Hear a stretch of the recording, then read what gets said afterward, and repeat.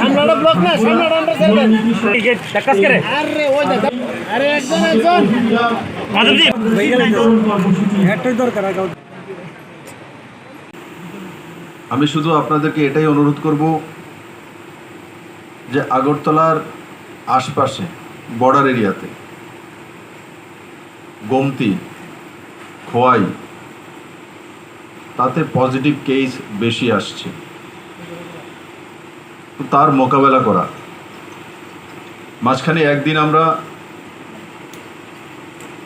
সম্পূর্ণ লকডাউন করেছি এবং ত্রিপুরাবাসীকে আমি ধন্যবাদ জানাবো, সম্পূর্ণরূপে সেই লকডাউন সবাই স্বতঃস্ফূর্তভাবে পালন করেছে।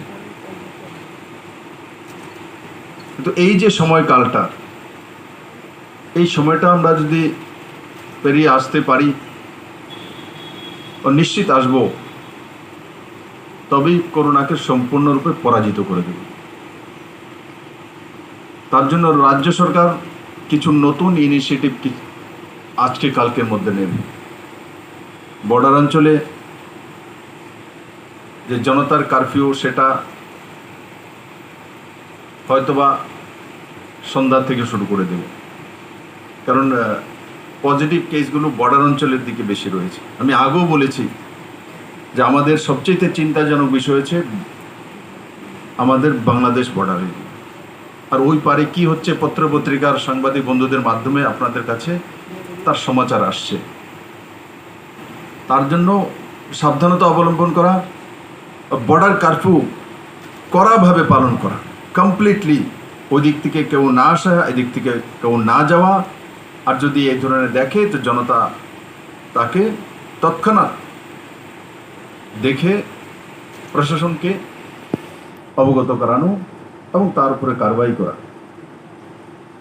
কারণ তার কোনো ওষুধপত্র নেই, একটাই ইলাজ সোশ্যাল ডিস্টেন্সিং মেনটেন করা আর ইমিউনিটি পাওয়ার বাড়ানো। এই দুই উপায়, তার বাইরে কোনো কিছু নেই। হয়তোবা যে রাত্রের যে নাইট কারফিউ, সেটা রাত্রি 10টা থেকে, এটা হয়তোবা 7টা-8টা নিয়ে আসতে হবে। কারণ আমি দেখি যখন আমি সেক্রেটারি থেকে আসি 10টার সময় নাইট কারফিউ আছে, তারপরে দেখি 10:30, 11টায় বাক্কা ঘুরছে। তো এটা কোনো মানে আদর্শ করোনার সঙ্গে লড়াই করার উদাহরণ নয়। কারণ কি, আমার অভ্যেস ত্রিপুরাবাসী ঘুমিয়ে গেলে তারপর আমি ঘুমাই, বাড়িতে এসে অফিসে বসি বা কোনো কাজ করি, তার জন্য সমস্ত খবর কোনো না কোনোভাবে আমার কাছে চলেই আসে। তো কিছু কিছু ইনিশিয়েটিভ রাজ্য সরকার এখন নেবে, কারণ বিভিন্ন ডিস্ট্রিক্ট থেকেও সেই ধরনের প্রপোজাল আসছে আমাদের কাছে। হয়তোবা কয়েকদিনের জন্য লকডাউনও করতে পারি, কারণ এই সময়টায় বেরিয়ে আসলে আপনি আর কোনো অসুবিধা নেই। আর অ্যান্টিজেন মাধ্যমে যে টেস্টিং সোসাইটিতে, সেটা আজকে থেকে শুরু করে দেবে।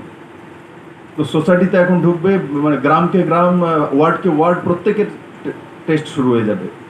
তখন বোঝা যাবে কে সিমটোমেটিক আছে, কে সিমটোমেটিক আছে, কে পজিটিভ, কে নেগেটিভ, বড় মাত্রা। এখন আমরা করছি কি, বাইরে থেকে ট্রাভেল করে যারা আসছে, ট্রাভেল হিস্ট্রি আসছে, তাদেরকে করি, বা সিমটোমেটিক হয়ে গেছে, তার আশপাশে কেউ ছিল, তাদেরকে বেশি আইডেন্টিফাই করছি, বা 5:1 অনুপাতে আইডেন্টিফাই করছি। বা ফ্লাইটগুলোকে আমরা 100% শুরু করেছি, ট্রেনগুলো 100% শুরু করেছি, কিন্তু 100% যারা আমরা এখানে আছি তাদের মধ্যে শুরুয়াত হয়নি, আজকে থেকে শুরু হয়ে যাবে। আমার সমস্ত ত্রিপুরাবাসী সেই দিশাতে থাকবে, কারণ লাস্ট রবিবারের লকডাউন তা প্রমাণিত করেছে স্বতঃস্ফূর্তভাবে, যেভাবে মাননীয় প্রধানমন্ত্রী জনতার কারফিউ ডেকেছিলেন, বলেছিলেন, ঠিক সেইভাবেই ত্রিপুরাবাসী পালন করেছে। বন্ধুরা, আর বাড়িঘরে যারা বড় বুজুর্গ রয়েছে তাদের প্রতি খেয়াল রাখে এই সময়, বিশেষ করে কারণ ইমিউনিটি পাওয়ার ওনাদের কম হয়।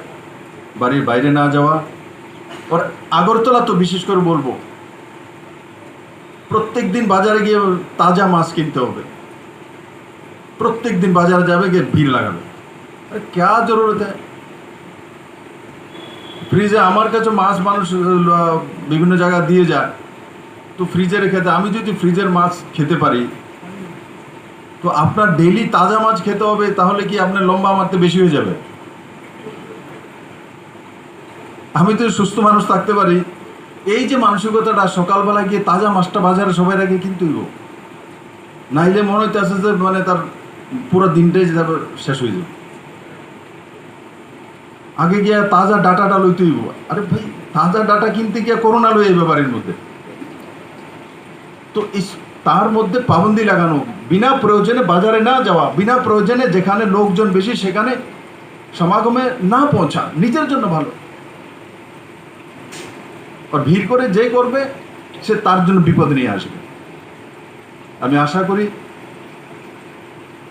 আগামী একটা মাস কমসে কম, এতদিন যাবৎ মার্চ, এপ্রিল, মে, জুন লাগাতার চলছে, কমসে কম একটা মাস ঠিক আমরা যেভাবে সচেতন রয়েছিলাম ঠিক কন্টিনিউয়াসলি ওইভাবে থাকা। আর নিশ্চিত আমার তো দৃঢ় বিশ্বাস, ত্রিপুরাকে করোনা কোনো কিছুই করতে পারবে না। কারণ ত্রিপুরার মানুষ যখন 2018-তে বড় করোনাকে পরাজিত করে দিয়েছে, তো আর চিন্তা নেই কোনো কিছু।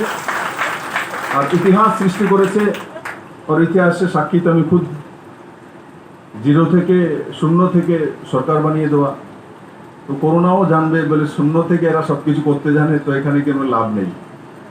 তো আমি আশা করি আমার সমস্ত ত্রিপুরাবাসী স্বতঃস্ফূর্তভাবে ত্রিপুরা এবং ত্রিপুরা সরকার এবং কেন্দ্র সরকারের গাইডলাইনগুলি মেনে কাজকর্ম করবেন, নিজের জীবনশৈলী অব্যাহত রাখবেন।